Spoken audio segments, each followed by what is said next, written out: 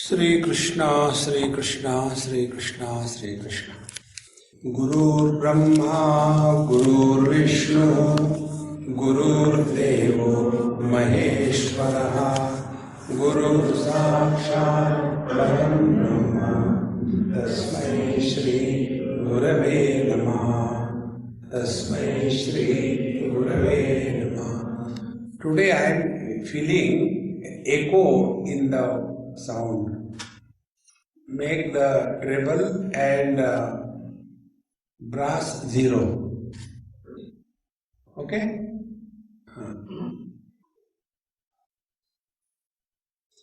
Tad vijnanartham gurumeva vigachet sabit panihi shrotriyam brahmanishtham.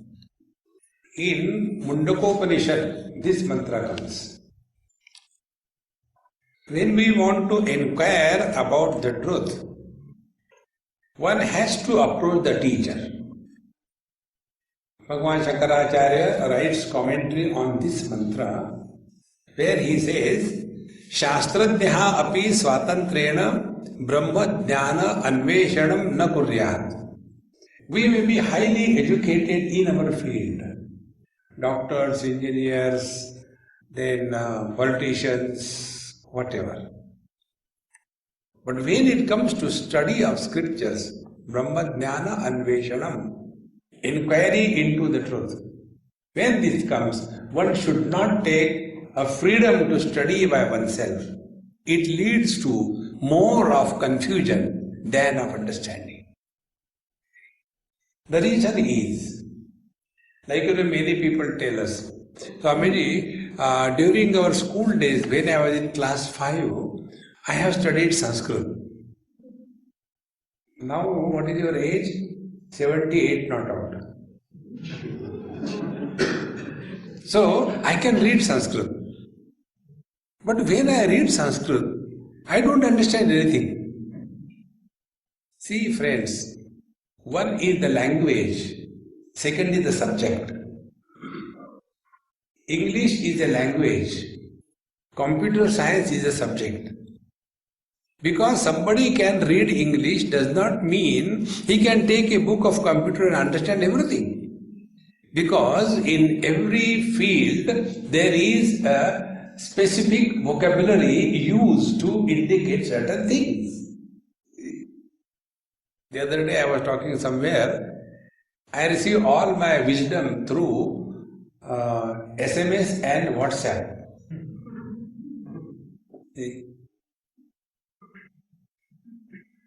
The SMS came, children write, Swamiji, why Lord Shiva and Parvati could not learn computer?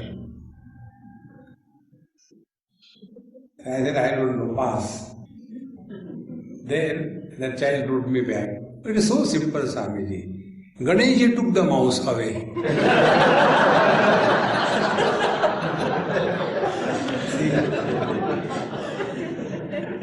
Now see this, how simple it is. Now the word mouse used in English and the word mouse used in computer science. What a difference it is, isn't it? In the same manner, when we study the scriptures with our limited knowledge of a particular language, and then we want to understand, we will certainly fail. Because every subject has got its own language. When it comes to scriptures, scriptural language is mystic language. See, things are told in such a manner that unless you are qualified, you won't understand it. See? Like one example I give you, in Purana these stories come. There was one god and one Asura, he did a lot of tapasya, standing on one leg, not taking food. Asuras only can do such terrible tapasya, human beings can't do. Don't torture yourself under the disguise of spirituality. Observing fast whole day and night and eating at, when everybody is gone, that is not the way. See, So he did tapasya. And then God was propitiated. He appeared. Yes, my devotee, you have done so much of tapasya. What can I give you? He said, give me a boon so that if I put my hand on anybody's head, he should be reduced to ashes. And this God, Tathastu, may it be so. Now to practice it, he started putting the hand on the head of the same God, the one who gave him the boon. So the God ran, he knew the problem, what is going to happen. He was running and Asura was following him, A race was there. So when this happened, another God was going for a walk. He said, hey, what happened? Then he said, yeah, come on, this is what is happening. That fellow, I gave him a blessing and he wants to put me into ashes. I had to run. He said, don't run. Be little intelligent. What is that? Enter in the heart of that Asura. So this God, he entered the heart of the Asura. Now that Asura is searching him everywhere. We don't search God in our heart. We are Asuras, searching everywhere. Now see, this story looks very simple, but a deep message is conveyed. Because the language is like that, because the subject matter is like that. That which cannot be spoken of, about that the scriptures speak. That which cannot be understood, that the seeker understands. Kathopanishad says, Ascharyo vakta kushalosya labdha ascharyo jnata kushala anushishta. It is wonder of wonders that the teacher talks about that about which nothing can be spoken, and more wonderful thing is that which could not be understood, comprehended, that is understood by the disciple. All contradictions. And therefore, we have to be qualified. And for the qualification, to put the qualification in one simple line is, we have to have the mind available to us whenever we want. How simple? Our mind is not available to us. When we are taking food, that time we are reading the SMS or WhatsApp. When we are watching the TV, then we are remembering, oh, I have not completed my homework. When you are doing the homework, mind goes in the cricket match. In short, our mind is not there where we want to apply the mind. And it is with the mind alone we can study. We don't study by our eyes, we don't study by our ear, we study by the mind. And that mind is not available, what can you do? And therefore the teacher says, Yamadibihi yoga pataihi abhyasan shraddhayanvitaha mai bhavena satyena mat katha shravanena cha. Now all these practices which are told here, they are meant only for working on the mind. Now this is one very important topic, please catch it. We normally work by the mind. See? When we are doing japa, for example, so we do japa by what? By the mala, by the speech and by the mind. Three things. So the mala is in our hand and the japa starts. Jai Shri Krishna, Jai Shri Krishna, Jai Shri Krishna, Jai Shri Krishna, Jai Shri Krishna, Jai Shri Krishna, Jai Shri Krishna, Jai Shri Krishna, Jai Shri Krishna, Jai Shri Krishna, Jai Shri Krishna, Jai Shri Krishna. And then the time is short, but you have to complete 2-3 malas. So, Jai Shri Krishna, Jai Shri Krishna, Jai Shri Krishna, Jai Shri Krishna, Jai Shri Krishna, Jai Shri Krishna. And ultimately it becomes a SMS. JSK, JSK, JSK, JSK. This is working by the mind. You are finishing that japa. See? Now work on the mind. Instead of giving importance to number of times we chant the Lord's name, instead of that, how much time you spend in chanting the Lord's name. See the difference? But normally we take that mala and I need to go in such a supersonic speed. Then all the gods get confused. Hey, he is calling you? No, I don't know what he is doing. I am trying to leave. Now let us start working on the mind.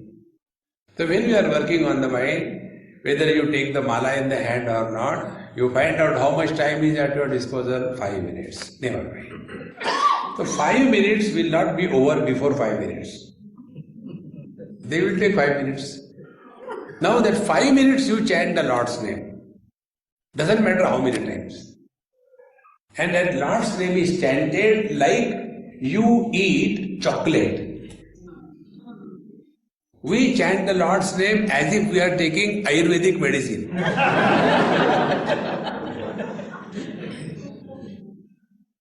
You know how the Ayurvedic medicine is taken? We gulp it without tasting and take a glass of water. Do you know the philosophy and pharmacology of Ayurvedic medicines? Ayurvedic medicines are those medicines, they are so bitter. To avoid the next dose, the patient says, I am okay. Hurry, again, next bitter dose will be. I am okay. The result is there. But it is this technique. So when we are chanting the Lord's name, let us chant it like we eat a chocolate. So we don't eat the chocolate, take the chocolate and take a glass of water. No. We park it somewhere. And then it continues for an hour or so. Isn't it? In the same manner, taste the Lord's name. Om Sri Ram Jai Ram Jai Jai Ram.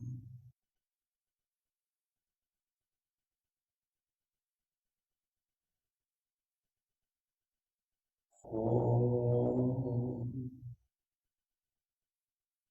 Sri Ram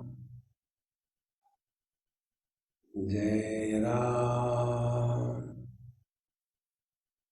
Jai Jai Ram.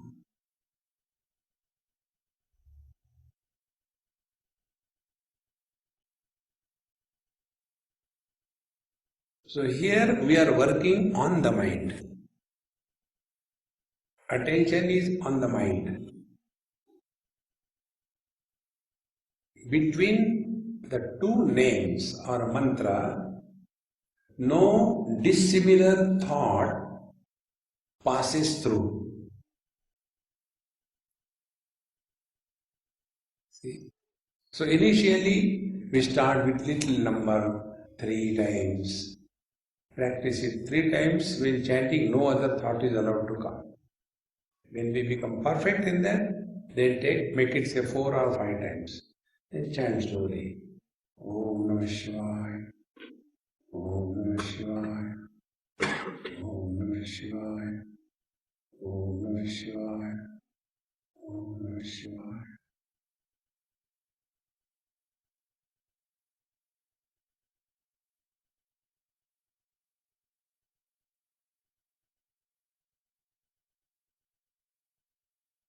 At this moment, you are hearing all those sounds which you have never heard. The crickets, the insects.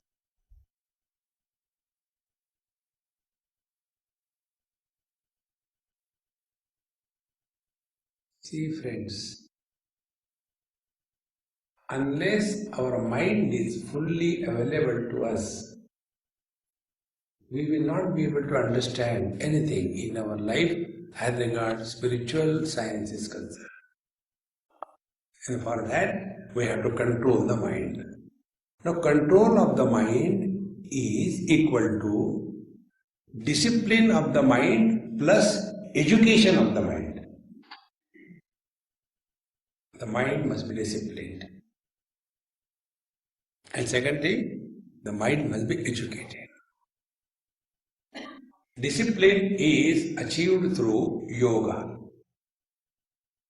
and education is achieved through Vedanta. if we are only talking Vedanta without self-control, like Tulsidas says in Ramcharitmanas, in Kali Yuga, every Tom, Dick and Harry will be talking on knowledge and Vedanta. Gala Bajavata, a word used. Talking on Vedanta is the simplest thing in life, I tell you, from my experience. Therefore, I only talk, I don't leave that. Easy. See, friends. Therefore, the devotion begins. First, we have to be fully available to ourselves. That is the self-control or control, discipline the mind plus educate the mind. Now, disciplining is done both by yoga and devotion. So, in devotion, we are supposed to get up at a particular time, finish our morning abcd, take bath, and thereafter sit before the Lord, do the puja, then chant the stotra, mantra, chant the Lord's name, discipline. Unless this is done, I will not take a cup of tea. Discipline. And after that is done, then that mind is available, educate the mind. In this manner, Sarva Bhuta Samatpena Nirvairena Prasangataha Brahmacharena Maunena Swadharmena Baliyasa. And to achieve this, Bhagwan Kapil Muni says, Sarva Bhuta Samatvena. Bhagwan Shankaracharya says in Bhajagovindam, Shatrau mitre putre bandhau makuru yatnam vigraha sandhau. Don't create friends and enemies in this world when you are living. Be friendly with everybody.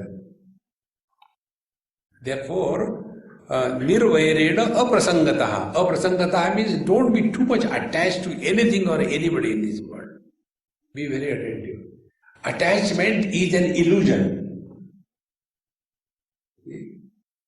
There is nothing like attachment in this world. We have this wrong notion that we are attached to something or somebody. There is no attachment. Find out in your own experience. Our eyes are eliminating every color and every form. To none of the form or the color, our eyes are attached. They eliminate every color, every form. Our hearing ability, our ears, they are able to eliminate every sound. They are not attached to any sound. Our mind is not attached to any theme. Therefore, it keeps on jumping from one theme to another theme. The last, pure consciousness that we are not attached to waking, dream, deep sleep or samadhi. They come and go. Therefore, I am attached is an illusion. See, friends, the day it will click, you will be with everybody, everywhere, yet with nobody, nowhere. That freedom is the qualification required for knowing the truth. Therefore, Sarva Bhuta Samatvena, let us be equanimous to everyone. Nobody is good, nobody is bad. It is something like, the other day, where I was in the retreat, there was one boy, I don't know who he was, pretty nicely built, wider than the height. So, when he came, I stopped to him. I said, hey, you don't say even hello. Forget about are you on Maunam or what? No. Then one lady came.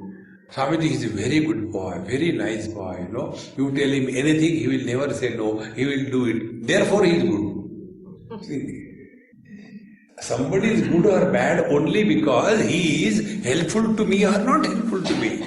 Our goodness, badness labels are dependent on this. Therefore, Sarva Bhuta Samarpena Nirvairena. See, we may forget whom we love. we will never forget whom we hate. This was the technique applied by Kamsa Mama with Bhagavan Krishna. He used to hate him. He was a terrible enemy. See? So think about the enemy who's your maybe in your life, in your mind.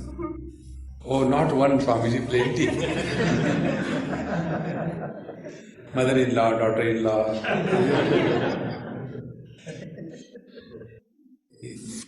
Now about this, what is to be done? One Amma asked me this, told me rather, he says, Swamiji, you have unburdened me. This burden I was carrying for my whole life. I said, what was that? He said, you told, don't imagine that your mind will not have likes and dislikes. Mind cannot survive without likes and dislikes. That is the food for the mind. If there is no duality, mind cannot exist. Therefore, don't imagine that you will love everyone in this world. Not possible. Swamiji, after you told this thing, I am so relieved because I don't love my mother-in-law. So it is not abnormality. Thank you. See, friend, Bhagavan says in Bhagavad Gita,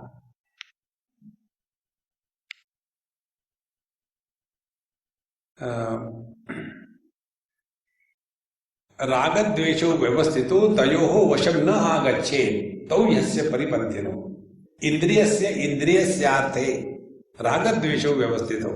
It is natural that our sense organs or mind will have likes and dislikes. Vyavasthito, natural. But tayoho vasham na agacche. Don't come under the influence of those likes and dislikes and proceed in your life. Then only the mind will not be a problem for us. Then brahmacharyena maunena. See, brahmacharya. So this we have to very clearly understand. Brahmacharya is celibacy. So celibacy is defined differently for different types of people. Those who are students, brahmachari ashram, they are supposed to observe 100% celibacy. No dating. 100% celibacy. Those who are married, they are allowed to have the relation only with the wife. Those who are vanaprastha, they have the relation between husband and wife as brother and sister. And those who are sannyasi, there is no question about all this. So the definition of brahmacharya is this. See, friend. Therefore, brahmacharyena maunena. Mauna is a discipline of the mind. See? Manaprasada saumyatvam maunam atma vinigraha. In Bhagavad Gita, Bhagavan Krishna talks about this. Mauna is not talking to others. That is not mauna. Mauna is stop talking to yourself. See? Once I was in Haridwar with my friend. In the rickshaw we were going somewhere. So my friend said, Swamiji, in this ashram there is a very big Mahatma. Can we go and take darshan? I said, come, we'll go. We are here for time pass. We went. A big ashram must be a big Mahatma. Because the size of the Mahatma depends on the size of the ashram. Therefore I am a Chota Atma. No ashram. There is Chota Atma. CH Atma. Chota means CH. So, when we were there, the secretary told, excuses. Maharaji is in Maunam. He doesn't talk to anybody. I said, never mind. Anyway, we had just gone casually. We are going out. After 2 minutes, he came running. Hey, Babaji, wait. So what happened? Maharaji has called you. I said, he is in Maunam. How did he call me? He said, come. I said, okay, we went. Then he told my friend, you stay outside. Only Maharaj, Swamiji will go, not you. So he said, Swamiji, wait here, don't worry. I am not going to be killed inside. I am alone. I went and Mahatma was sitting on a big asana. And there was, paper and pen, and he wrote, "What's your name, please?" I wrote back, "Swami Anubhavan." Then he asked me, "Where from you have come?" Something I had to write. I wrote, "Vrindavan." Then he said, "Where are you staying here?" So I told the place where I was staying. By the time it was going on, he laughed. Because he was in Maunam, I was not in Maunam. I could talk. So when he asked, "What is your name?" I could say, "My name is Arumanand," but I couldn't write him. And he clicked it and laughed loudly. Then again I asked him, writing, he is laughing aloud in Maunam.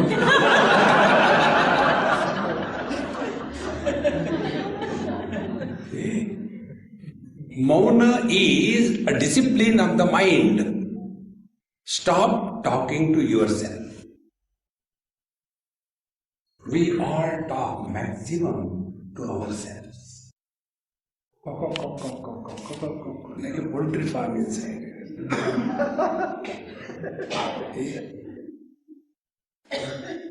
Just give this a try. Next 1 minute, do not talk to yourself.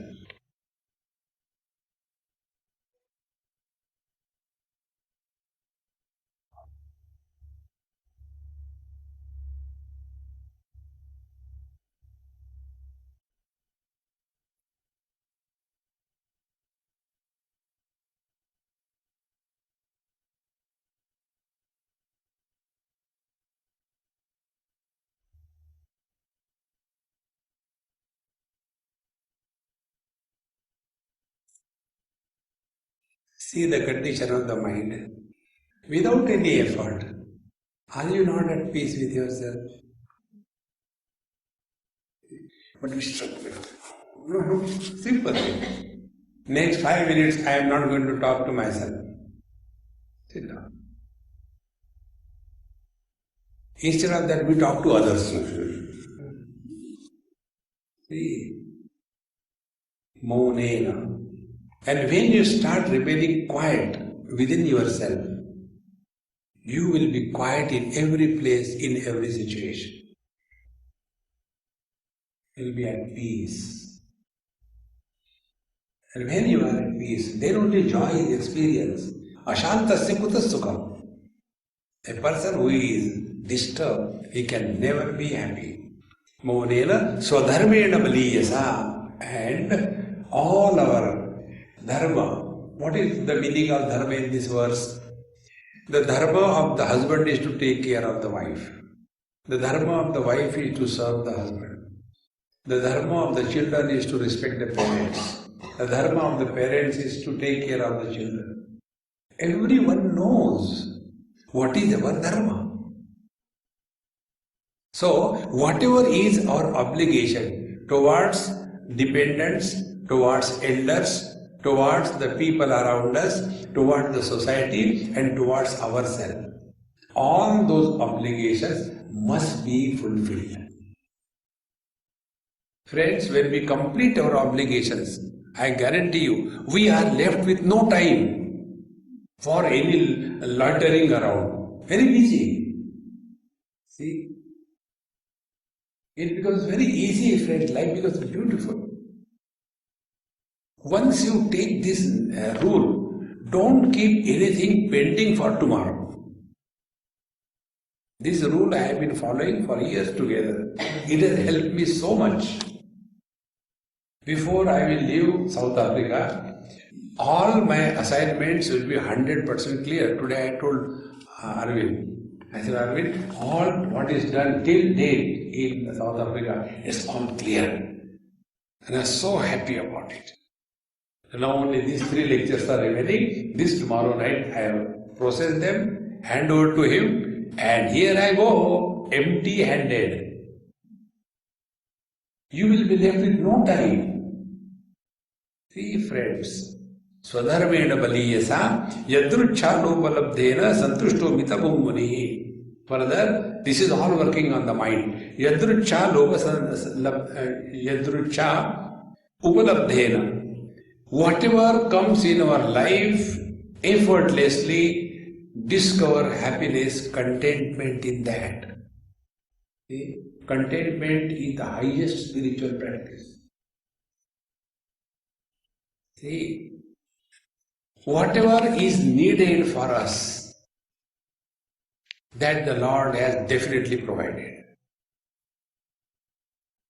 Once I was going in Kailash Manasarovar, and Lord Shiva and Parvati, they were there.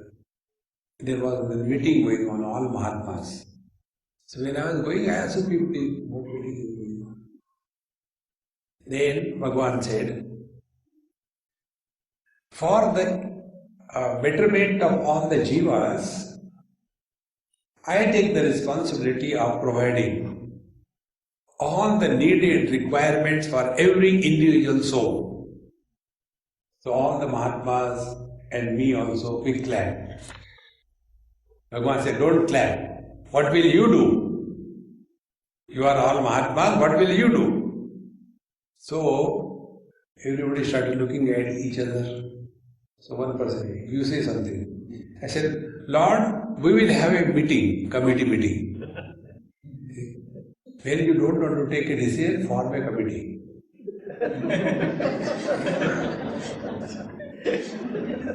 Committee is a group of people, they are committed to nothing individually, and collectively they come to a conclusion that they cannot have commitment for anything.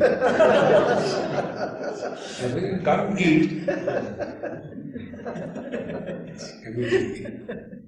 So, okay, we'll meet next day. Next day we all meet.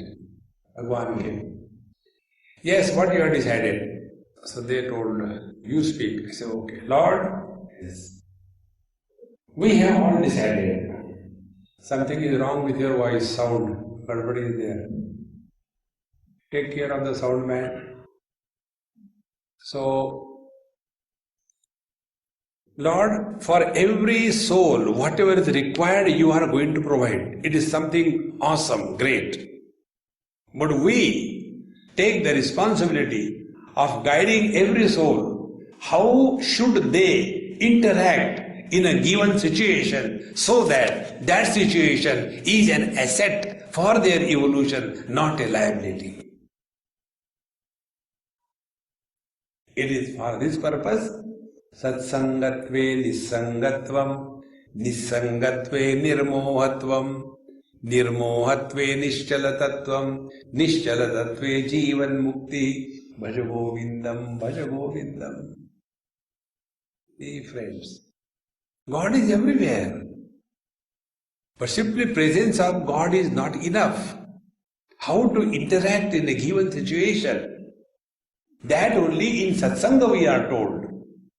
And therefore, here, Devahuti, although she is mother of Bhagavan Kapil, yet she is inquiring as a disciple from the teacher.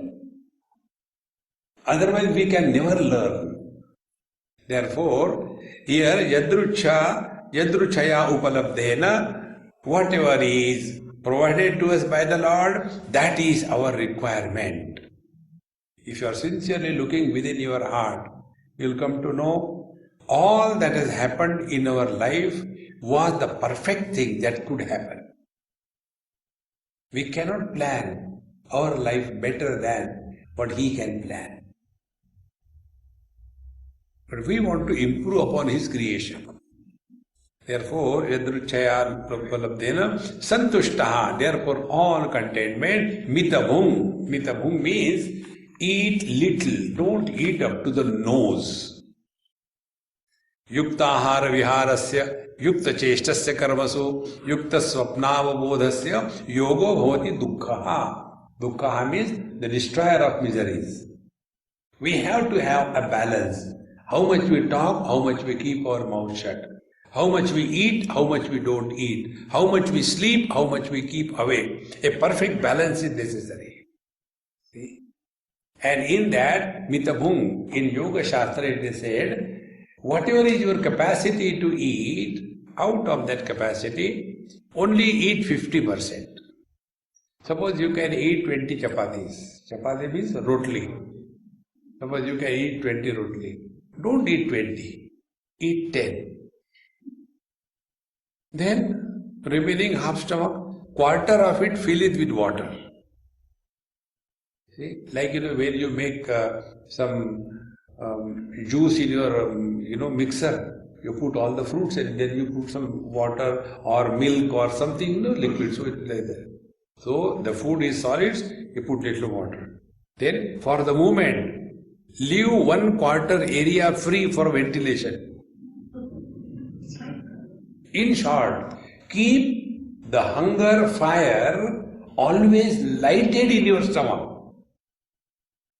If you are doing sometime havan, while offering the ahuti in the havan, we have to offer in such a manner that ahuti should not put off the fire. In the same manner, the jataragni, the fire of hunger in our stomach, should be kept alive. Therefore, mitabhuk. Eat 3-4 times a day rather than eating one time only and then doing nothing. This I am telling you out of my own experience.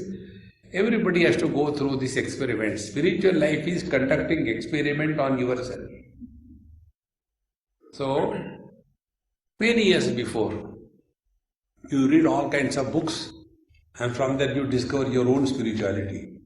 Suppose you have read, autobiography of a yogi, you also search Guruji. I will look at that kite will come to me. Because it happened in that book, it will happen to me also. You stand and one motorcycle comes and dashes you, oh God, it was not in that book. That is not spiritual practice. Do experiment on yourself. So I did one experiment.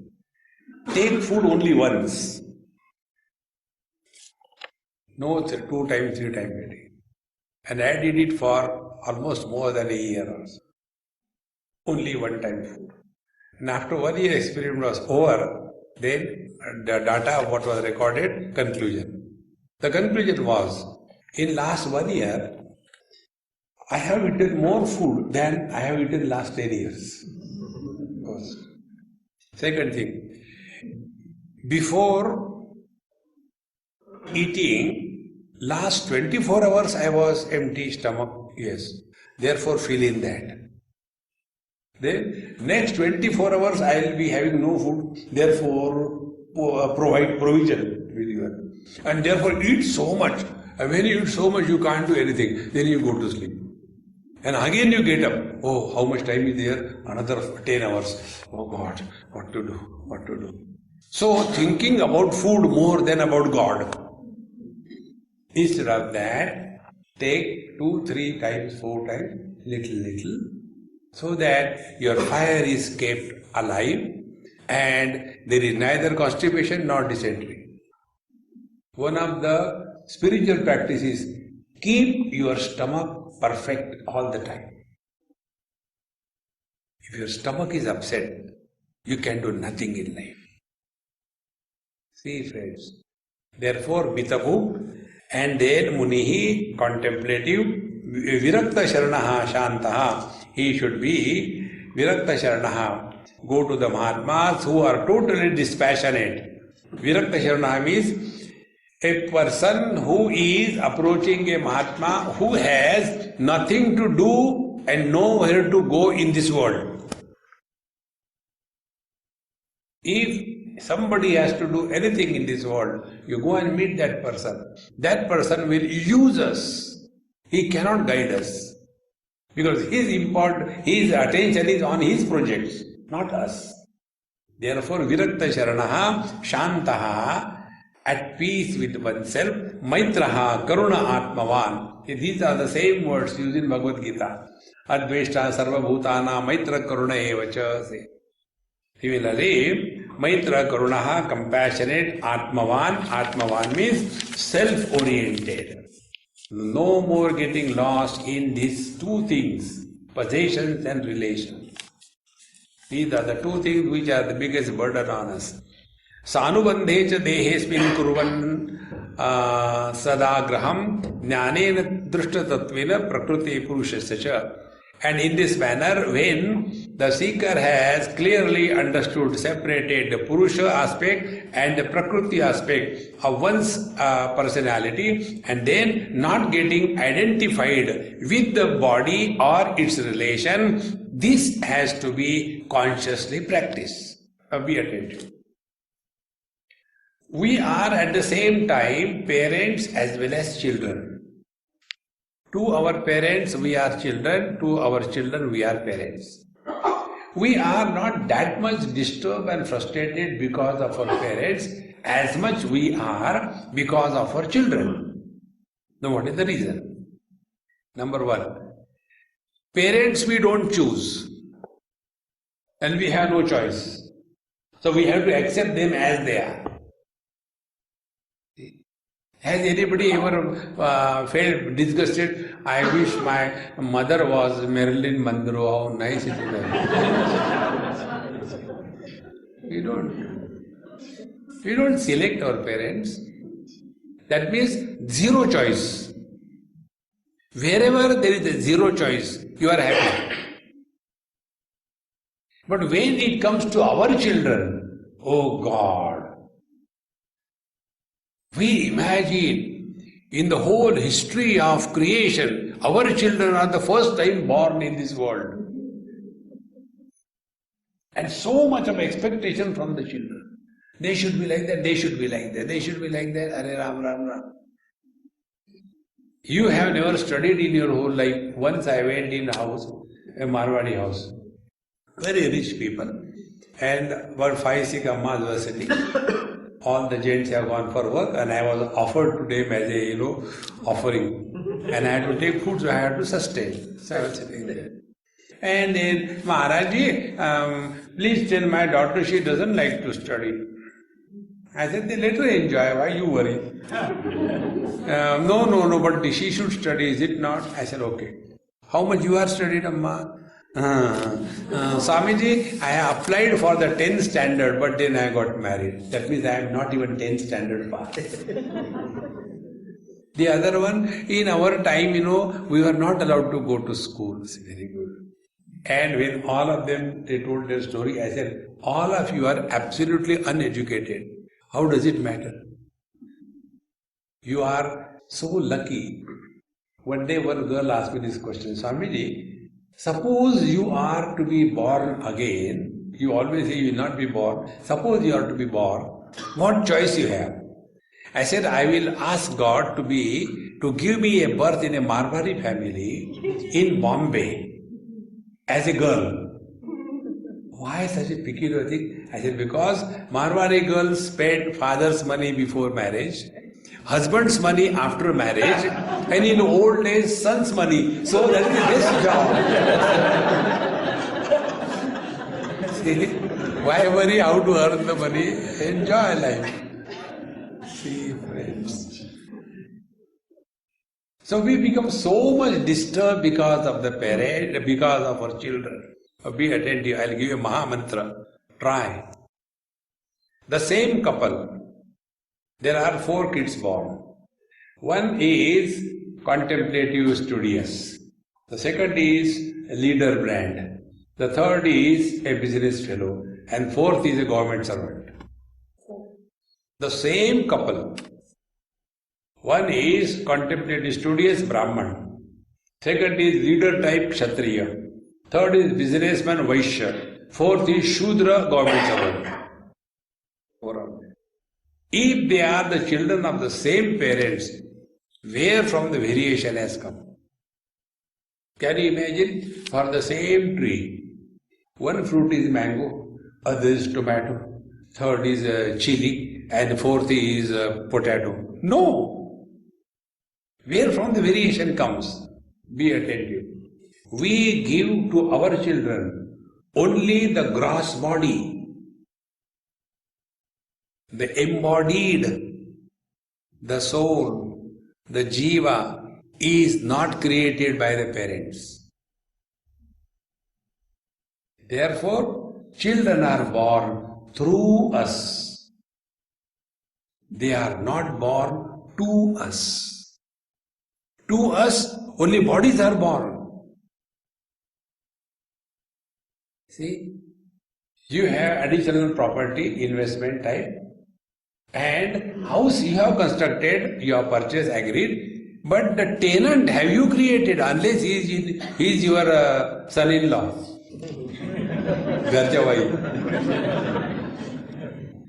See? So, house you have constructed, the body, agreed, but the tenant in that body, the embodied, the soul, the jiva, is not created by the parents. So, he or she will live their life. Whatever we have to provide, we have provided, and relax. But we Indian parents hold on to the children. In one place I went, and the children asked me, Swamiji, please tell Mummy, she is too worried all the time, we are fed up of that. So I went, Mama was also pretty old, 98 not out. So I said, Mama, there is a complaint about you from your children. And her children were also, one child was retired brigadier. Now when the mother is 98 not out, the children can't be 3-4 years.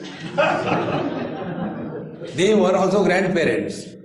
Now at that age, the old lady was complaining and worried about the marriage of the grandchildren of her son. Why she should worry? Is there any need?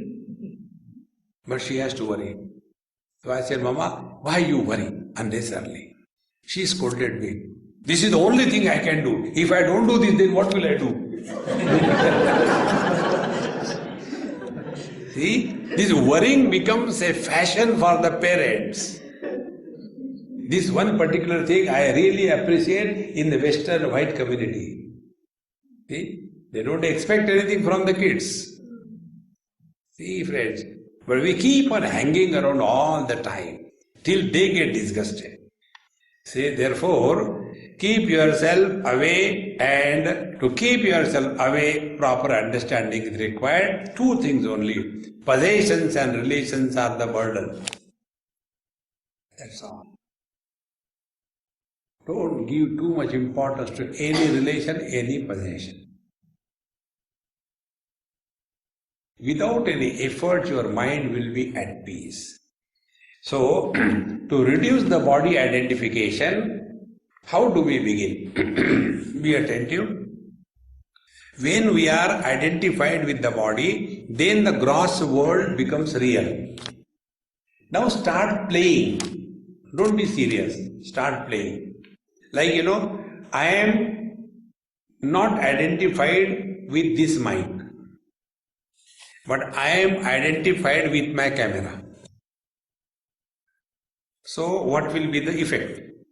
If this mic falls and breaks into pieces, I will be philosopher.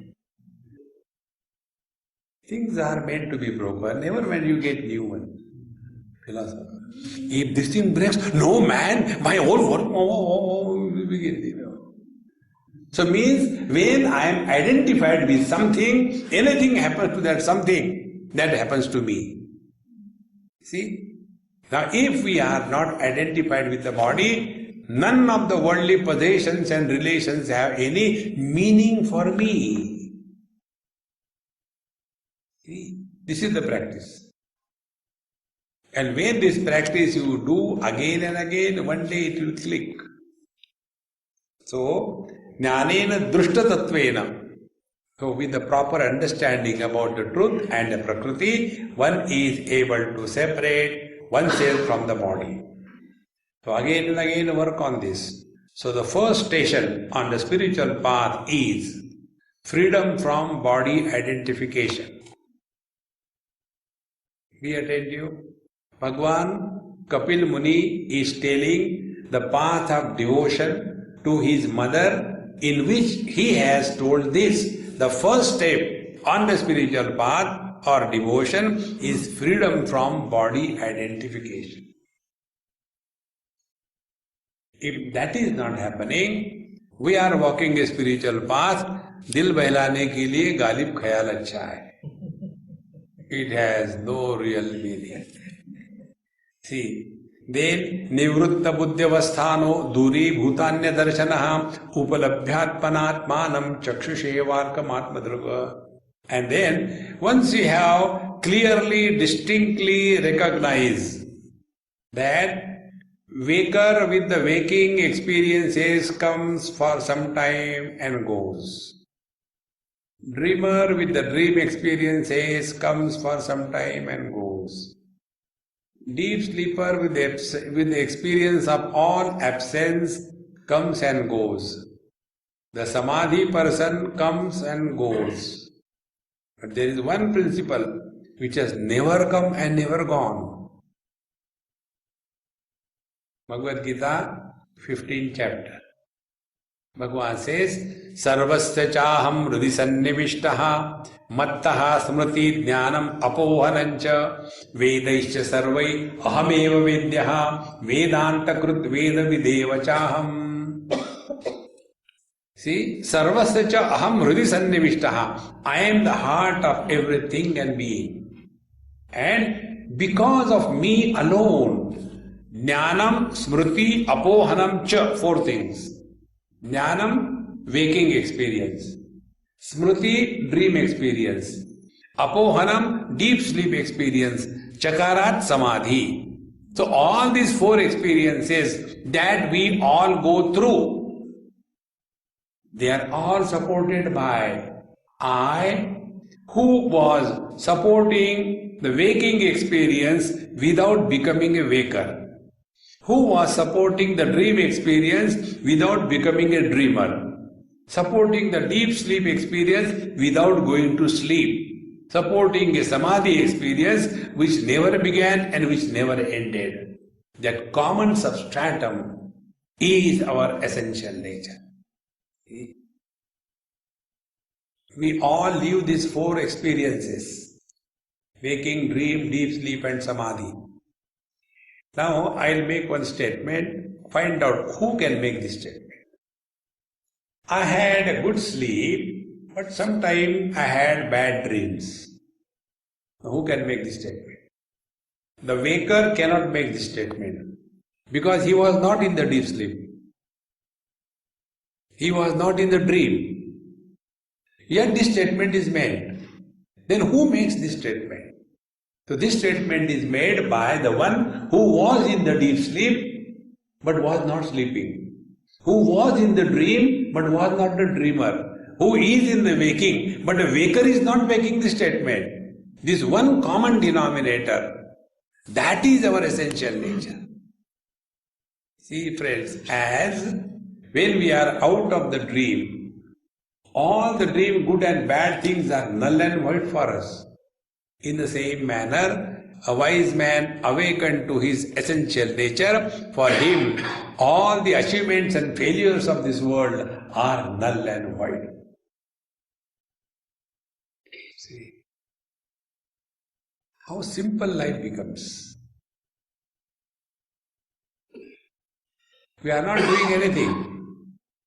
We are not doing japa, we are not doing shirshasana, we are not doing pranayam. We are not given anything in charity. We are not doing anything, only correcting the focal length. See, when the focal length is not correct, we are unable to see what is. See, the other day I went to that Urbanu. So my friend there, he was checking my eyes. Because he didn't like my glasses, the other glasses. He asked me to remove them. He saw they are not good. And then when he was showing me various type, different distances, letters, sometime I could see, sometime I could not see. So when the focal length was correct, the letter was clearly seen. Exactly the same way. What the study of scriptures help us is to adjust our focal length in such a manner that we are able to go beyond the obvious names and forms and come to discover the substratum which is supporting all the names and forms. That is our essential nature. See friends, therefore, Nivrutta Buddhyavasthanaha Duri Bhutanya Darshanaha. Keep away the objectivity, You don't get influenced by the waker, dreamer, deep sleeper, etc. You are the one who appears to have become many because of the many conditionings. See, take this simple example, day to day. I, with reference to my father, is a son.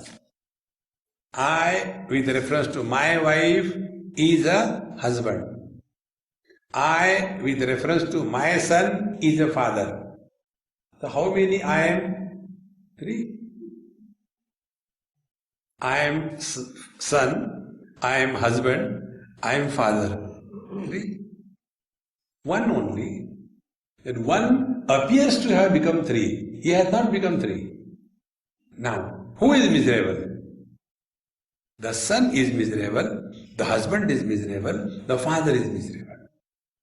Now one more step. Suppose my father dies. Where the son goes? When my wife dies, where the husband goes?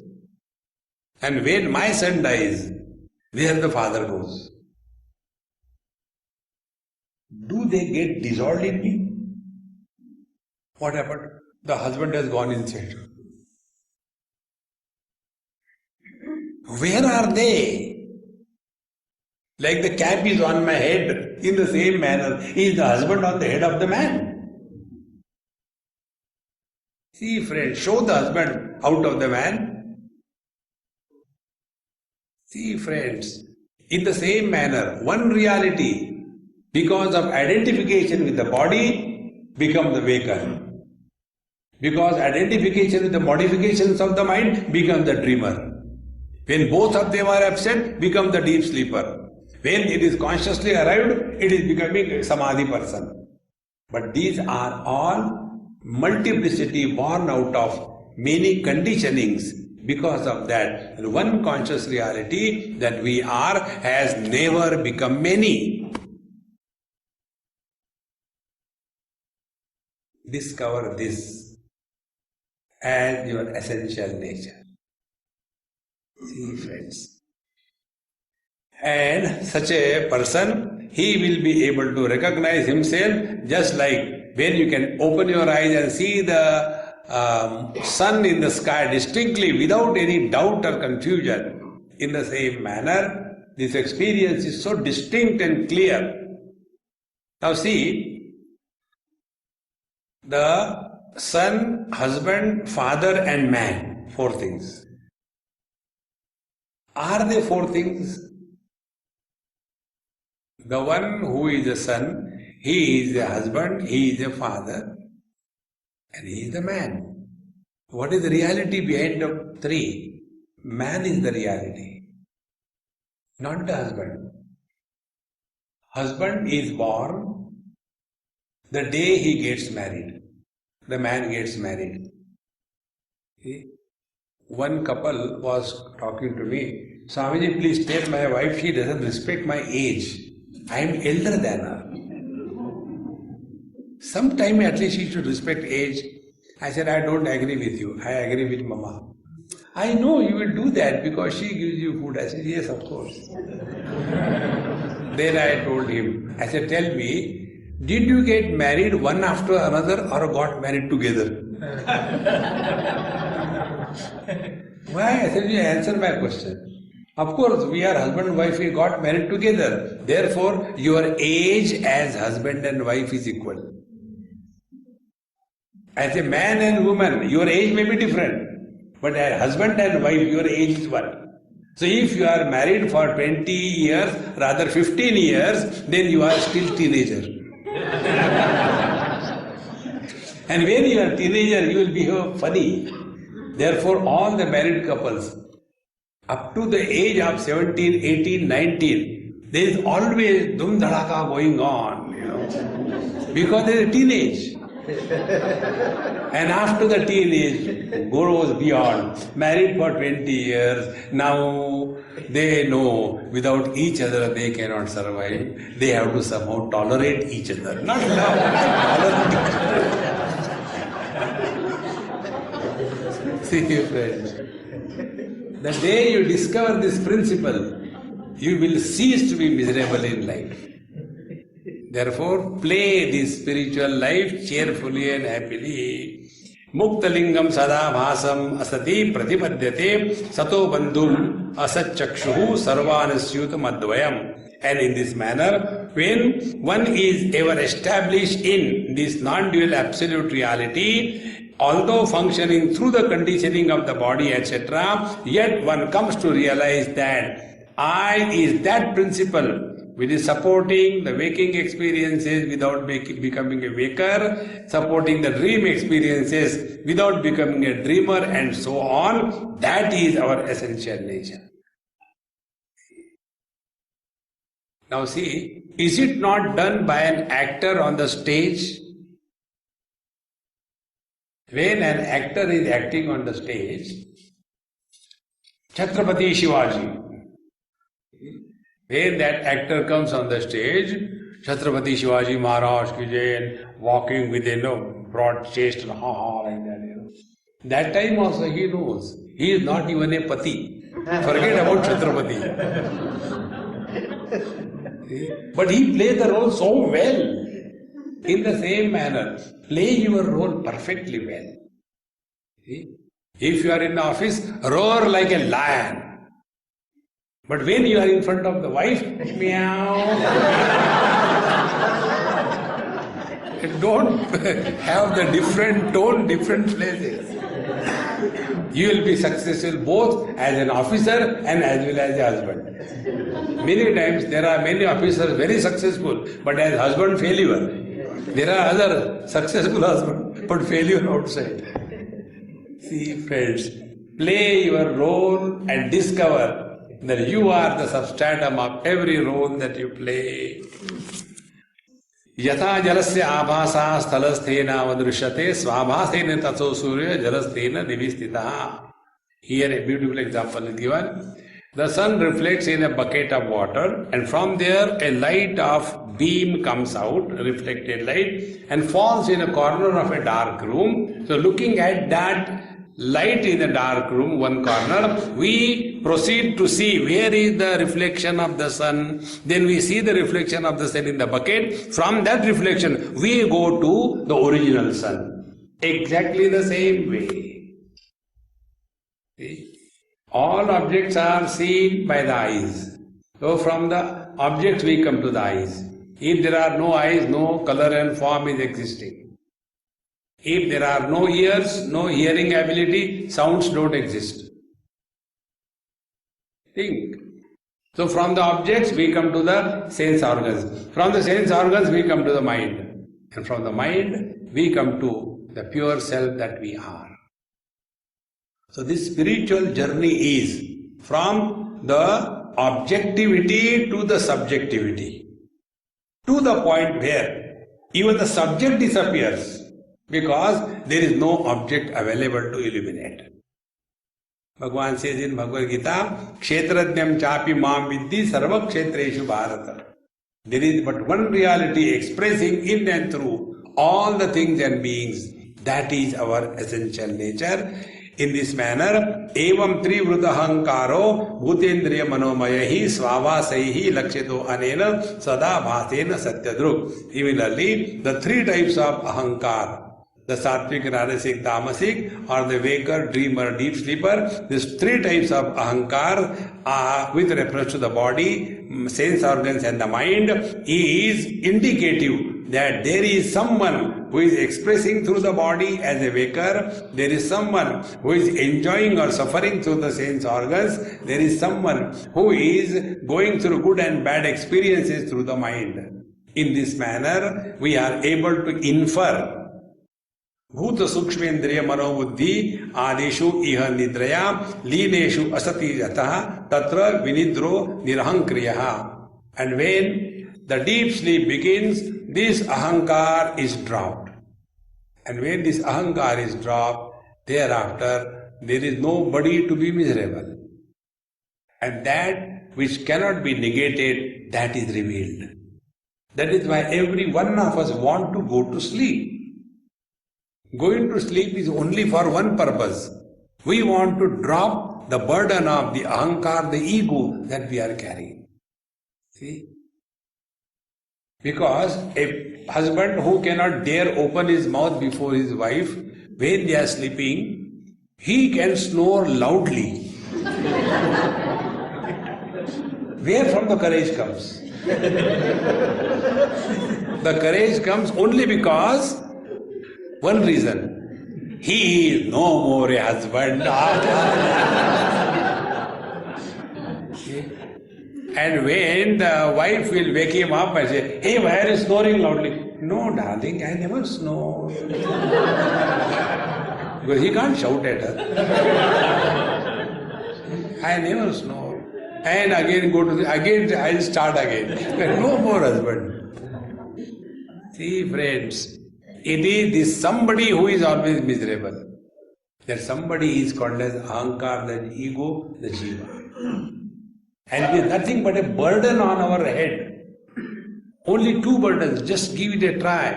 Possessions and relation drop. You have nothing to talk. You have nothing to think about. You always think about being somebody. The moment you become husband, you start thinking about wife. The moment you become wife, you start thinking about husband. The moment you become parents, think about the children. And when you remain as nobody, no thoughts. Thought-free knowledge is pure consciousness.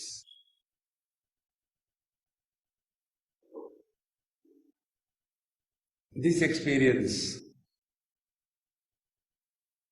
is experience of God. You are not doing anything. Everything is undone.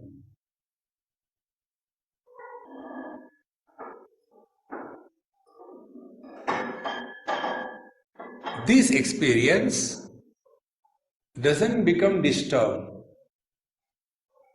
even when there are thoughts. Like the water doesn't get disturbed whether ocean or the waves. When the waves break, the water doesn't break. When the ocean is deep, the water doesn't get drowned.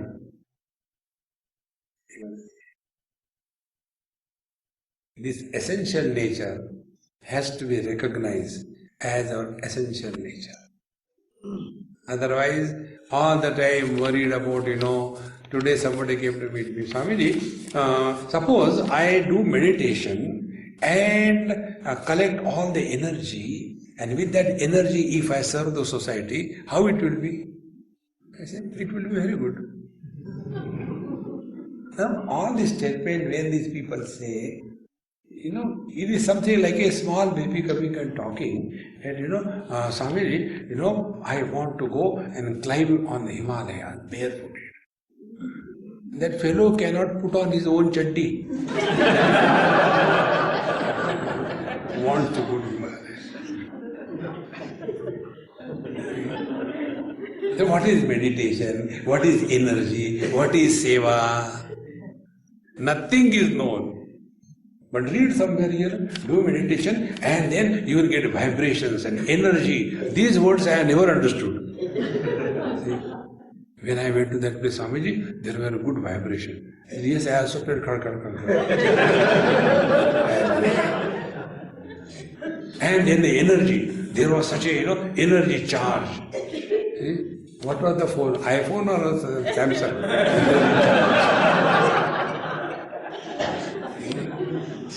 You don't get carried away by all these things. A simple approach, that about which you have no question and no doubt that you are. You have no question, no doubt about your own presence. Whether I is or I is not. This question cannot come in our mind. See? Question and doubt is only about others, not about the self. And when there is no doubt, no question, why concentrate? You will see the yoga students, they are told to concentrate. Don't do that concentration business. There is no self-concentration. There is self-awareness. When you concentrate, you get tired. When you are aware, you are not tired. See, at this moment, just do this experiment right now. You, without your knowledge, have tremendous tension on your shoulders. Now when I tell you, relax your shoulders, hang them down. See the difference? Hang down your shoulders.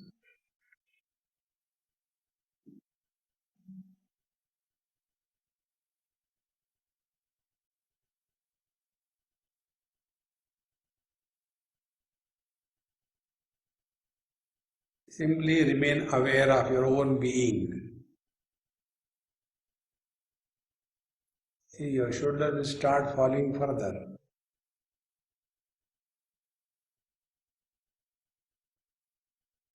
The weight of your body is increasing on your base. Your body has become stand still. The breathing has become slow and shallow.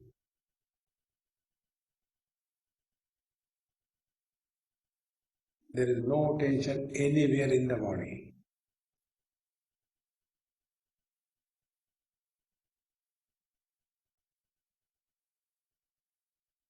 Now take slowly deep breathing 2-3 times.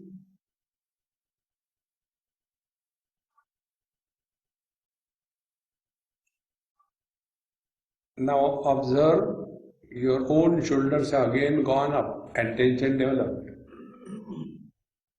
See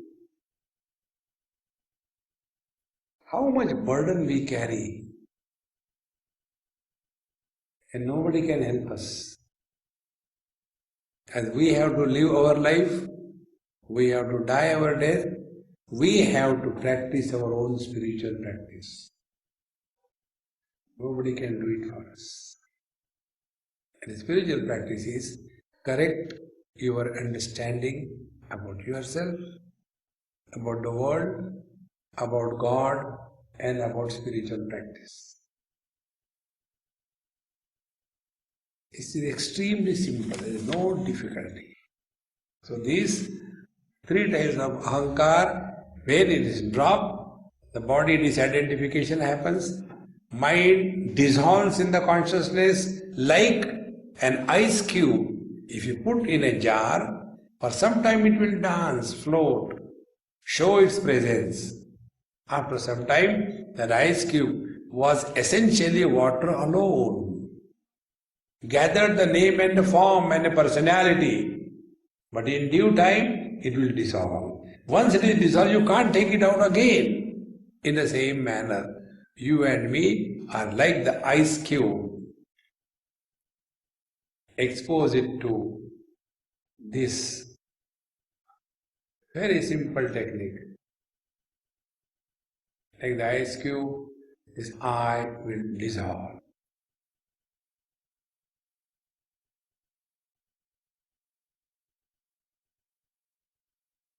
And when the I dissolves, it's not everything is over. We remain, but not as an individual, but the expression of the divinity.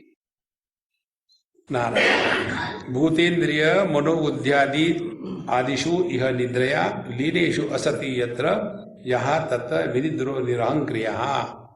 And then in the deep sleep, when this ahankar is totally dissolved, there is total freedom from the burden of this ahankar. And manyamana sadatmanam anashtaha nashtavan vrusha nashte ahankarena drashta nashtavitta ivaturaha.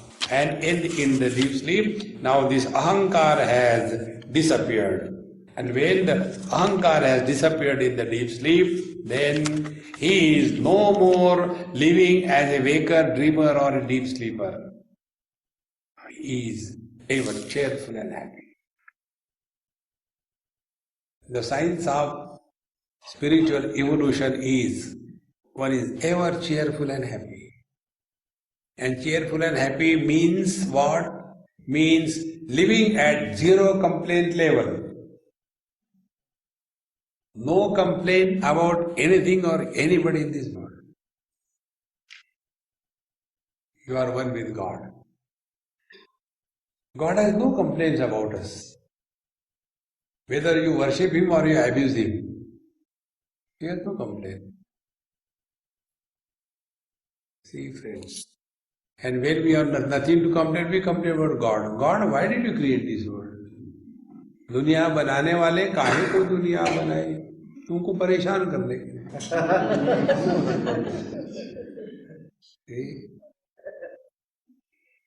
एवं प्रत्यवमृश्य असौ आत्मानं प्रतिपद्यते साहंकारस्य द्रव्यस्य यो अवस्थानम अनुग्रहः.